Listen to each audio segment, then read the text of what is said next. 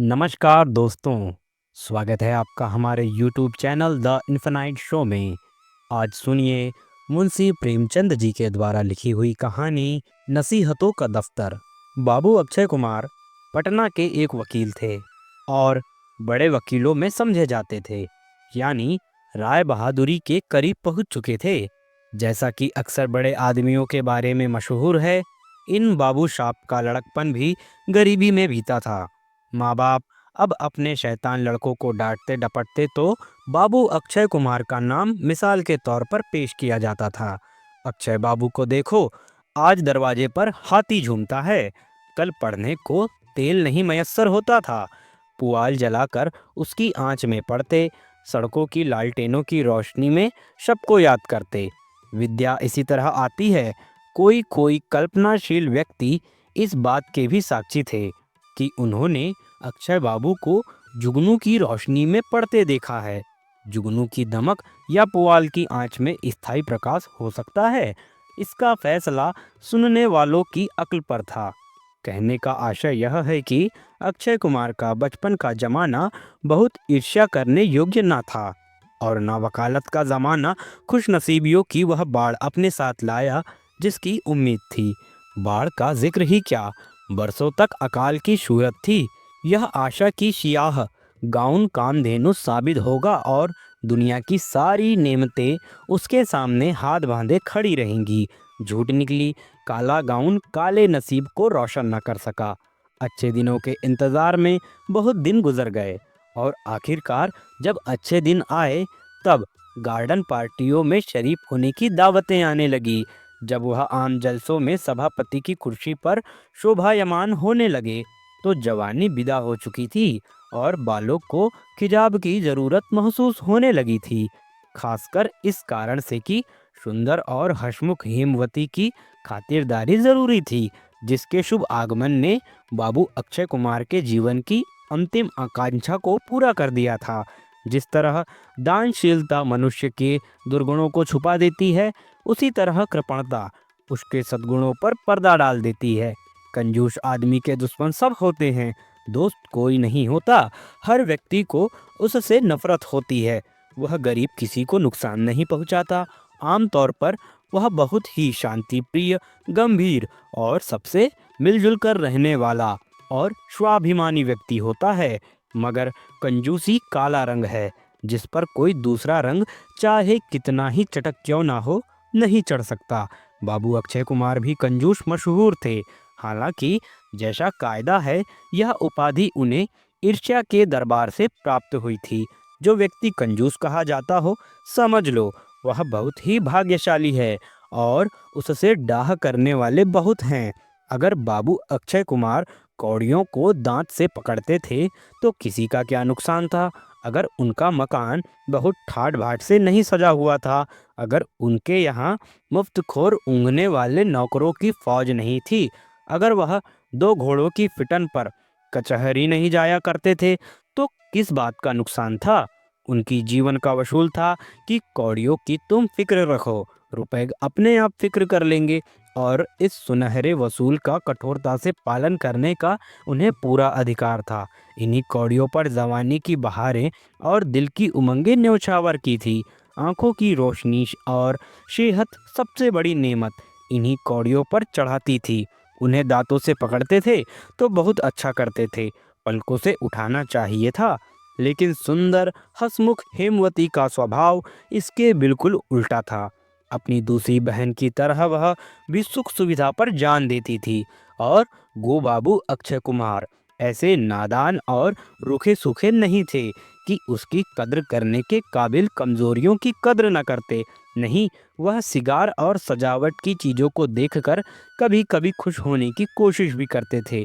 मगर कभी कभी जब हेमवती उनकी नेक सलाहों की परवाह न करके सीमा के आगे बढ़ जाती थी, तो उस दिन बाबू साहब को उसकी खातिर अपनी वकालत की योग्यता का कुछ ना कुछ हिस्सा जरूर ही खर्च करना पड़ता था। एक रोज जब अक्षय कुमार कचहरी से आए तो सुंदर और हसमुख हेमवती ने एक रंगीन लिफाफा उसके हाथ पर रख दिया। उन्होंने देखा कि अंदर एक बहुत नसीफ गुलाबी रंग का निमंत्रण था। हेमवती से बोले, इन लोगों को एक ना एक खत सूझता ही रहता है। मेरे ख्याल से इस ड्रामेट्रिक परफॉर्मेंस की कोई ज़रूरत ही न थी। हेमवती इन बातों को सुनने की आदी थी, मुस्कुराकर बोली, क्यों, इससे बेहतर और कौन खुशी का मौका मिल सकता है। अक्षय कुमार समझ गए कि अब बहस मुबाहिसों की ज़रूरत आ गई। संभल बैठे और बोले, मेरी जान, बीए के इम्तिहान में पास होना कोई गैर मामूली बात नहीं है। हजारों नौजवान हर साल पास होते हैं। अगर मेरा भाई होता तो मैं सिर्फ पीठ ठोक कर कहता कि शाबाश, खूब मेहनत की। मुझे ड्रामा खेलने का भी ख्याल पैदा ना होता। डॉक्टर साहब तो समझदार आदमी हैं, उन्हें क्या सूझी। हेमवती, मुझे तो जाना ही पड़ेगा। अक्षय कुमार, क्यों, क्या वादा कर लिया है। हेमवती, डॉक्टर साहब की बीवी खुद आई थी। अक्षय कुमार, तो मेरी जान, तुम भी कभी उनके घर चली जाना। परसों जाने की क्या ज़रूरत है। हेमवती, अब बता ही दूं, मुझे नायिका का पार्ट दिया गया है और मैंने उसे मंजूर कर लिया है। यह कहकर हेमवती ने गर्व से अपनी पत्नी की तरफ देखा, मगर अक्षय कुमार को इस खबर से बहुत खुशी नहीं हुई। इससे पहले 2 बार हेमवती शकुंतला बन चुकी थी। इन दोनों मौकों पर बाबू साहब को काफी खर्च करना पड़ा था। उन्हें डर हुआ कि अब की हफ्ते फिर घोष कंपनी 200 का बिल पेश करेगी और इस बात की सख्त जरूरत थी कि अभी से रोकथाम की जाए। उन्होंने बहुत मुलायमियत से हेमवती का हाथ पकड़ लिया और बहुत ही मीठे और मोहब्बत से लिपटे हुए लहजे में बोले, प्यारी, यह बला फिर तुमने अपने सर ले ली। अपनी तकलीफ और परेशानी का बिल्कुल ख्याल नहीं किया। यह भी नहीं सोचा कि तुम्हारी परेशानी तुम्हारे इस प्रेमी को कितना परेशान करती है। मेरी जान, इस जल से नैतिक दृष्टि से बहुत आपत्तिजनक होते हैं। इन्हीं मौकों पर दिलों में ईर्ष्या के बीज बोए जाते हैं। यही पीठ पीछे बुराई करने की आदत पड़ती है और इन्हीं तानेबाजी और नोक-झोंक की मस्क होती है। फ्लॉ लेडी हसीन है, इसलिए उसकी दूसरी बहनों का फर्ज है कि उससे जले। मेरी जान, ईश्वर ना करे कि कोई डाही बने, मगर डाह करने के योग्य बनना तो अपने अख्तियार की बात नहीं। मुझे भय है कि तुम्हारा दाहक सौंदर्य कितने ही दिलों को जलाकर राख कर देगा। प्यारी हेमू, मुझे खेद है कि तुमने मुझसे पूछे बगैर यह निमंत्रण स्वीकार कर लिया। मुझे विश्वास है, अगर तुम्हें मालूम होता कि मैं इसे पसंद न करूँगा तो तुम हरगिज स्वीकार न करती। सुंदर और हंसमुख हेमवती इस मोहब्बत में लिपटी हुई तकरीर को बज़ाहिर बहुत गौर से सुनती रही। इसके बाद जानबूझकर अनजान बनते हुए बोली, मैंने तो यह सोचकर मंजूर कर लिया था कि कपड़े सब पहले के ही रखे हैं। कुछ ज़्यादा सामान की ज़रूरत ना होगी। सिर्फ चंद घंटों की तकलीफ है और एहसान मुफ्त। डॉक्टरों को नाराज़ करना भी तो अच्छी बात नहीं है, मगर अब ना जाऊंगी। मैं अभी उनको अपनी मजबूरी लिखे देती हूँ। सचमुच क्या फ़ायदा बेकार की उलझन। यह सुनकर कि कपड़े सब पहले के रखे हुए हैं, कुछ ज़्यादा खर्च ना होगा, अक्षय कुमार के दिल पर से एक बड़ा बोझ उठ गया। डॉक्टरों को नाराज़ करना भी तो अच्छी बात नहीं। यह जुमला भी मानो खाली ना रहा था। बाबू साहब पछताए कि अगर पहले से यह हाल मालूम होता तो काहे को इस तरह रूखा सूखा उपदेशक बनना पड़ता। गर्दन हिलाकर बोले, नहीं नहीं मेरी जान, मेरी मंशा का यह हरगिज नहीं कि तुम जाओ ही मत। जब तुम निमंत्रण स्वीकार कर चुकी हो तो अब उससे मुकरना इंसानियत से हटी हुई बात मालूम होती है। मेरी सिर्फ यह मंशा थी कि जहाँ तक मुमकिन हो ऐसे जलसों से दूर रहना चाहिए, मगर हेमवती ने अपना फैसला बहाल रखा। अब मैं ना जाऊंगी। तुम्हारी बातें गिरह में बांध ली। दूसरे दिन शाम को अक्षय कुमार हवाखोरी को निकले। आनंदबाग उस वक्त जोबन पर था। ऊंचे ऊंचे सरों और अशोक की कतारों के बीच लाल बजरी से ढकी हुई सड़क ऐसी खूबसूरत मालूम होती थी जैसे कमल के पत्तों में फूल खिला हो या नोकदार पलकों के बीच लाल मतवाली आंखें जेब दे रही हो। बाबू अक्षय कुमार इस क्यारी पर हवा के हल्के हल्के ताजगी देने वाले झोंकों का मजा उठाते हुए एक साएदार कुंज में जा बैठे। यहाँ उनकी खास जगह थी। इन इनायतों की बस्ती में आकर थोड़ी देर के लिए उनके दिल पर फूलों के खिलेपन और पत्ती की हरियाली का बहुत ही नशीला असर होता था। थोड़ी देर के लिए उनका दिल भी फूल की तरह खिल जाता था। यहाँ बैठे उन्हें थोड़ी देर ही हुई थी कि उन्हें एक बूढ़ा आदमी अपनी तरफ आता हुआ दिखाई दिया। उसने सलाम किया और एक मुहरदार बंद लिफाफा देकर गायब हो गया। अक्षय बाबू ने लिफाफा खोला और उसकी अंबरी महक से रूह फड़क उठी। खत का मंजूम यह था, मेरे प्यारे अक्षय बाबू, आप इस नाचीज के खत को पढ़कर बहुत हैरत में आएंगे, मगर मुझे आशा है कि आप मेरी इस ठिकाई को माफ़ करेंगे। आपके आचार विचार, आपकी सुरुचि और आपके रहन सहन की तारीफ़ें सुन सुनकर मेरे दिल में आपके लिए एक प्रेम और आदर का भाव पैदा हो गया है। आपके सादे रहन सहन ने मुझे मोहित कर लिया है। अगर हया शर्म मेरा दामन ना पकड़े तो मैं अपनी भावनाओं को और भी स्पष्ट शब्दों में प्रकाशित करती। साल भर हुआ कि मैंने सामान्य पुरुषों की दुर्बलता से निराश होकर यह इरादा कर लिया था कि शेष जीवन खुशियों को सपना देखने में काटूंगी। मैंने ढूंढा, मगर जिस दिल की तलाश थी ना मिला। लेकिन जब से मैंने आपको देखा है, मुद्दतों की सोई हुई उमंगें जाग उठी है।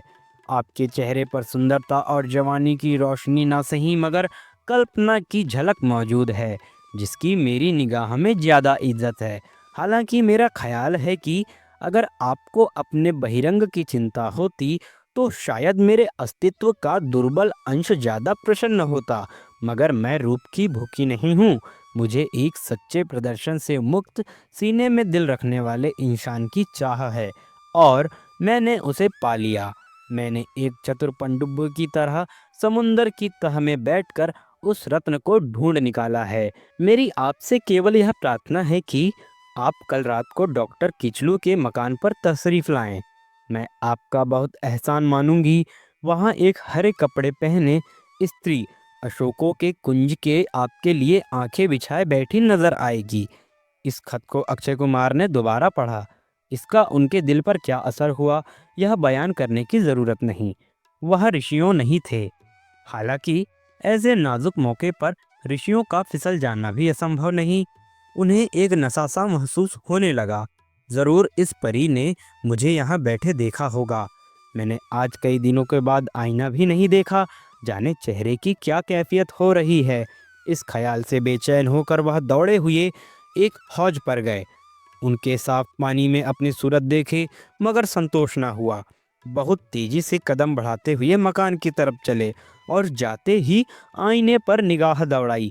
हजामत साफ नहीं है और सफ़ा कमबख्त खूबसूरती से नहीं बंधा, मगर तब भी मुझे कोई बदसूरत नहीं कह सकता। यह ज़रूरी कोई आला दर्जे की पढ़ी लिखी ऊंचे विचारों वाली स्त्री है, वरना मामूली औरतों की निगाह में तो दौलत और रूप के सिवा कोई चीज़ जचती ही नहीं। तो भी मेरा यह फूहड़पन किसी सुरुचि संपन्न स्त्री को अच्छा नहीं मालूम हो सकता। मुझे अब इसका ख्याल रखना होगा।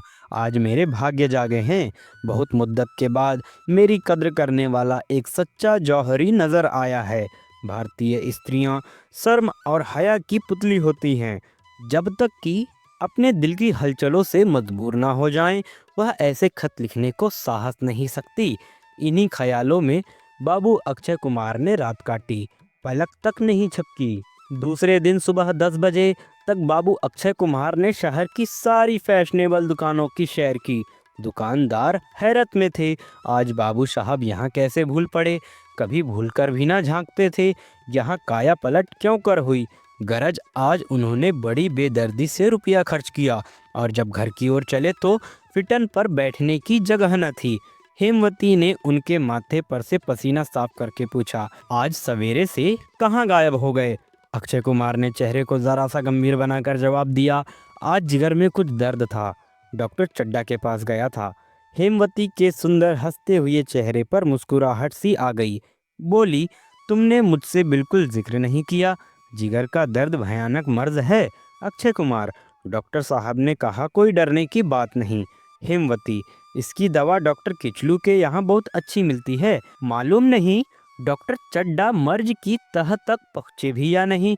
अक्षय कुमार ने हेमवती के तरफ एक बार चुपती हुई निगाहों से देखा और खाना खाने लगे। इसके बाद अपने कमरे में जाकर बैठे। शाम को वह जब पार्क घंटाघर आनंद बाग की सैर करते हुए फिटन पर जा रहे थे तो उनके होठों पर लाली और गालों पर जवानी की गुलाबी झलक मौजूद थी।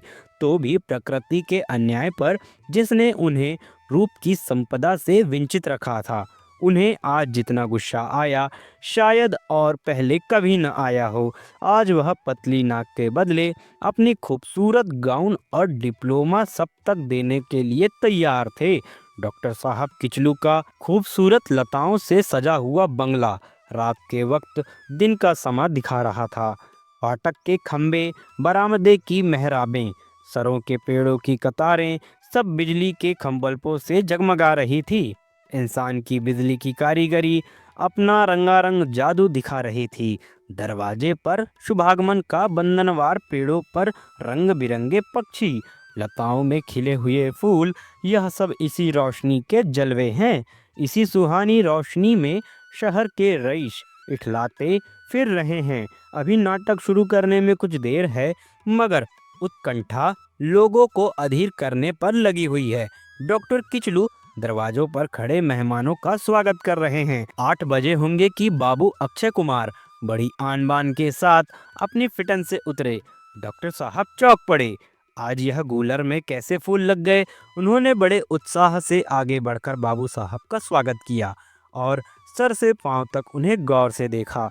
उन्हें कभी ख्याल भी न हुआ था कि बाबू अक्षय कुमार ऐसे सुंदर सजीले कपड़े पहने हुए गबरू नौजवान बन सकते हैं। कायाकल्प का स्पष्ट उदाहरण आंखों के सामने खड़ा था।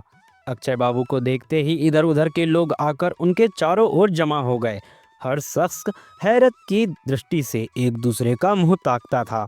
होठ रुमाल की आड़ ढूंढने लगे, आंखें सरगोशियां करने लगी। हर शख्स ने गैर मामूली तपाक से उनका मिजाज पूछा। शराबियों की मजलिस और पीने की मनाही करने वाले हजरत वाइज की तशरीफ आवरी का नज़ारा पेश हो गया। अक्षय बाबू बहुत झेप रहे थे। उनकी आंखें ऊपर से ना उठती थी, इसलिए जब मिजाज पुरसियों को तूफान दूर ना हुआ तो उन्होंने अपनी हरे कपड़े वाली स्त्री की तलाश में चारों तरफ एक निगाह दौड़ाई और दिल में कहा, यह शोहदे हैं मस्खरे। अगर अभी अभी उनकी आंखें खुल जाती है, मैं दिखा दूंगा कि मुझ पर भी सुंदरियों की दृष्टि पड़ती रहती है। ऐसी सुंदरियां भी हैं जो सच्चे दिल से मेरे मिजाज की कैफियत पूछती हैं और जिसने अपने दर्द दिल कहने में भी मैं रंगीन बयान हो सकता हूँ। मगर उस हरे कपड़े वाली प्रेमिका का कहीं पता न था। निगाहें चारों तरफ से घूम घाम कर नाकाम वापस आई। आधे घंटे बाद नाटक शुरू हुआ। बाबू साहब निराश भाव से पैर उठाते हुए थिएटर के हॉल पर पहुंच गए और कुर्सी पर बैठ गए। बैठ क्या गए, गिर पड़े। पर्दा उठा। शकुंतला अपनी दोनों सखियों के साथ सिर पर घड़ा रखे पैदों से सींचती हुई दिखाई दी। दर्शक बाग बाग हो गए। तारीफें के नार नाबुलंद हो गए। शकुंतला का जो कायाकल्प चित्र खींच सकता है वह आंखों के सामने था। वह प्रेमिका का खुलापन, वही आकर्षक गंभीरता, वह मतवाली चाल, वह शर्मीली आंखें। अक्षय बाबू पहचान गए, यह सुंदर हसमुख हेमवती थी। बाबू अक्षय कुमार का चेहरा गुस्से से लाल हो गया। इसने मुझसे वादा किया था कि मैं नाटक में ना जाऊंगी। मैंने घंटों तक समझाया। अपनी असमर्थता लिखने को तैयार थी, मगर सिर्फ दूसरे को रिझाने और लुभाने के लिए, सिर्फ दूसरे के दिलों पे अपना रूप और अपनी अदाओं का जादू फूंकने के लिए और सिर्फ दूसरे की औरतों को जलाने के लिए उसने मेरी नसीहतों का, अपने वादों का, यहाँ तक कि मेरी अप्रसन्नता का जरा भी ख्याल न किया। हेमवती ने फिर उड़ती हुई निगाह से उनकी तरफ देखा। उनके बाकपन पर उसे जरा भी ताज्जुब न हुआ। कम से कम वह मुस्कुराई नहीं। सारी महफिल बेसुध हो रही थी, मगर अक्षय बाबू का जी वहां न लगता था। वह बार बार उठ के बाहर जाते, इधर उधर बेचैनी से आंखें फाड़ फाड़ कर देखते और हर बार झुंझलाकर वापस आते। जहाँ तक कि 12 बज गए और अब मायूस होकर उन्होंने अपने आप को कोसना शुरू किया। मैं भी कैसा अहमक हूँ, एक शोक औरत के चकमे में आ गया। जरूर इन्हीं बदमाशों में से किसी की शरारत होगी। यह लोग मुझे देख देख कर कैसे हंसते थे। इन्हीं में से किसी मस्खरे को यह शिगुफा छोड़ा है। अफसोस, सैकड़ों रुपए पर पानी फिर गया। लज्जित हुआ सो अलग, कई मुकद्दमे हाथ से गए। हेमवती की निगाहों में जलील हो गया। और यह सब सिर्फ इन हाहियों के खातिर। मुझसे बड़ा अहमक और कौन होगा। इस तरह अपने ऊपर लानत भेजते गुस्से से भरे हुए वे फिर महफिल की तरफ चले। एकाएक एक सरों के पेड़ के नीचे वह हरी वासना सुंदरी उन्हें इशारे से अपनी तरफ बुलाती हुई नजर आई। खुशी के मारे उनकी आंखें बिछ गई। दिलो दिमाग पर एक नशा सा छा गया। मस्ती के कदम उठाते, झूमते और ऐंठते उस स्त्री के पास आए और आशिकाना जोश के साथ बोले, ए रूप की रानी, मैं तुम्हारे इस कृपा के लिए हृदय से तुम्हारी कृतज्ञ हूँ। तुम्हें देखने के शौक में इस अधमरे प्रेमी की आंखें पथरा गई, और अगर तुम्हें कुछ देर तक और यह आंखें देखना पाती तो तुम्हें अपने रूप के मारे हुए लाश की हसरत के आंसू बहाने पड़ते। कल शाम से ही मेरे दिल की जो हालत हो रही है उसका जिक्र बयान करने की ताकत बाहर है। मेरी जान में कल कचहरी न गया और कई मुकद्दमे हाथ से खोए, मगर तुम्हारे दर्शन से आत्मा को जो आनंद मिल रहा है वह पर मैं अपनी जान न्यौछावर कर सकता हूँ। मुझे अब धैर्य नहीं है। प्रेम की आग में संयम और धैर्य को जलाकर राख कर दिया है। तुम्हें अपने हुस्न के दीवानों का यह पर्दा करना शोभा नहीं देता। शमा और परवाना में पर्दा कैसा।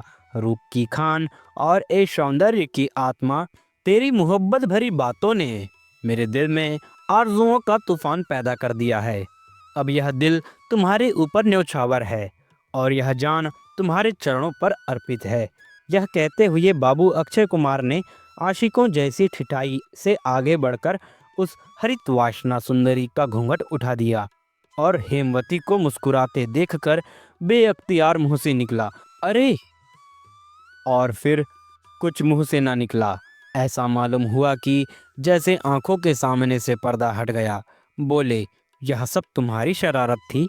सुंदर हसमुख हेमवती मुस्कुराई और जवाब देना चाहती थी, मगर बाबू अक्षय कुमार ने उस वक्त ज्यादा सवाल जवाब का मौका ना देखा। बहुत लज्जित हुए बोले, हेमवती, अब मुंह से कुछ मत कहो।